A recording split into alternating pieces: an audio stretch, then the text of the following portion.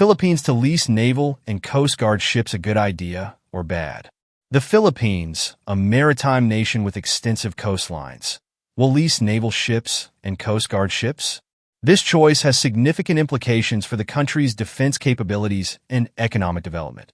The government has been proposed to consider leasing ships from other nations by Senate Majority Leader Francis Tolentino, who cited the urgent need to increase the nation's maritime fleet and strengthen its position in the West Philippine Sea. Tolentino said, quote, "Given that the Philippines is a developing nation, it would be more beneficial to acquire ships leased from foreign countries and companies," unquote, which he pointed out would be the faster and less costly option. Senator Tolentino claims that purchasing ships is not only costly, but also takes 5 years from contract to commissioning.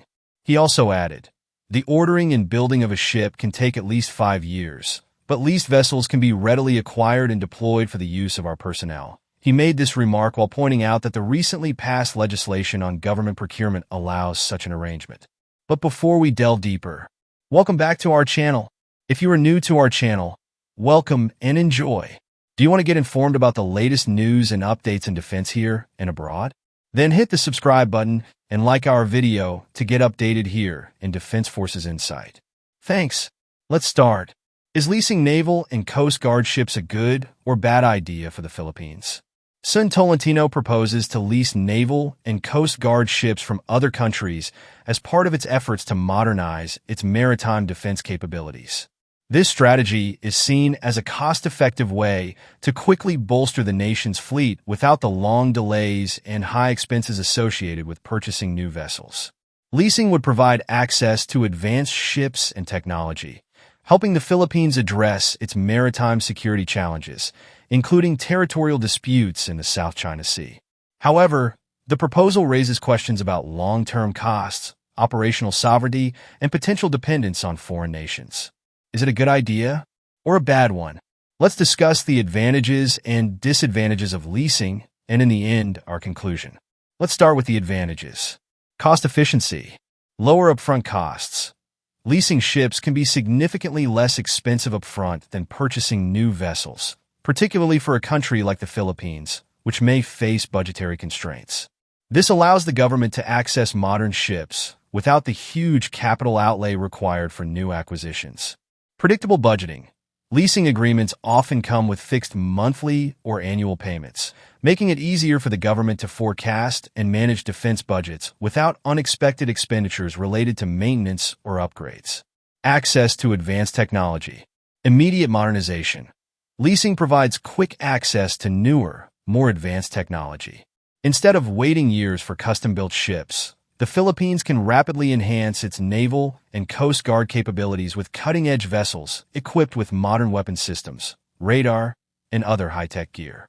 Frequent upgrades. Depending on the lease agreement, the Philippines could have the option to upgrade to more advanced ships as technology evolves, ensuring that its fleet remains up-to-date without the long procurement process required for new ships.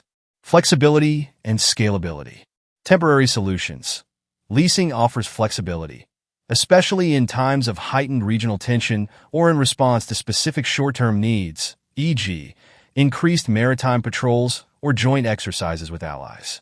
It allows the Philippines to scale up its naval power without long-term commitment. Trial run for future acquisitions. Leasing allows the military to test various types of ships in operational settings before deciding which ones to buy in the future. This can inform long-term defense strategies and procurement decisions. Maintenance and support. Maintenance included. Many leasing contracts include maintenance, upgrades, and logistical support, which can ease the strain on the country's limited defense infrastructure. The leasing country typically handles these aspects, freeing up Philippine Navy and Coast Guard personnel for operations.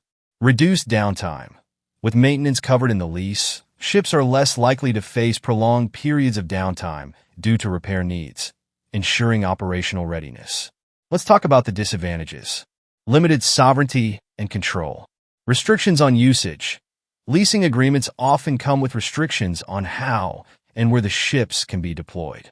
For example, leased vessels may not be allowed in combat zones or used for specific missions without approval from the leasing nation, limiting operational independence.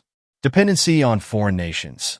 Leasing ships could create a dependency on other countries, which could potentially compromise national security if the leasing nation decides to withdraw support or impose conditions on the lease. Long-term costs. Cost over time. While leasing may be cheaper upfront, it can be more expensive in the long term. Payments over several years may exceed the cost of purchasing a ship outright. The Philippines might end up paying more for a leased ship that they do not own by the end of the contract. No asset ownership. After the lease ends, the Philippines does not retain ownership of the ships, meaning that the country may need to lease again or buy new vessels in the future, leading to repeated expenditures. Potential gaps in capability. Leased ships may not be custom-fit. The ships available for lease may not be tailored to the specific needs of the Philippine Navy or Coast Guard.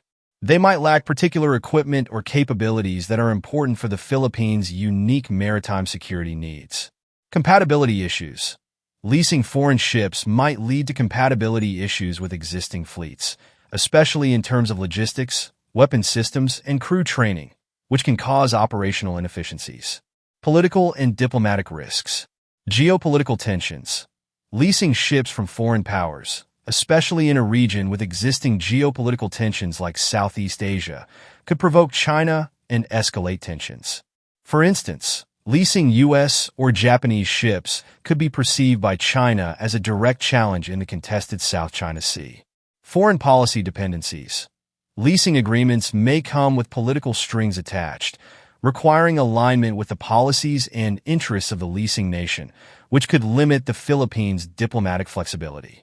Operational readiness and transition. Training and integration. Even with leasing, the Philippines will need to train personnel to operate the ships, potentially requiring significant time and resources. This might delay the operational deployment of the leased ships. Transition delays. If a lease ends or if there is a delay in renewing the lease or getting new ships, the Philippines might face temporary gaps in naval and Coast Guard capabilities, which could be detrimental to national security, especially given the maritime disputes in the region. Leasing naval and Coast Guard ships presents both opportunities and challenges for the Philippines. On one hand, it offers a cost-effective and rapid solution to modernize its fleet, improve maritime security, and strengthen international alliances.